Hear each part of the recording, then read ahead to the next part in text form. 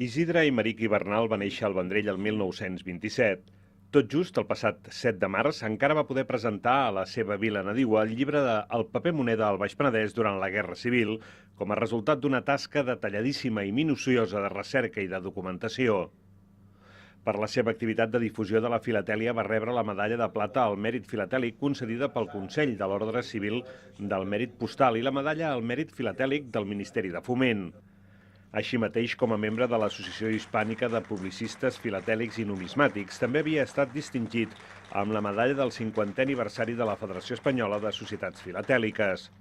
Aimeric va promoure als anys 40 l'entitat Círculo Filatélico Vendrellense, posteriorment anomenat Círculo Filatélico de la Congregación Mariana, des de la que es van portar a terme nombroses activitats i exposicions internacionals amb motiu del centenari del segell espanyol al 1950.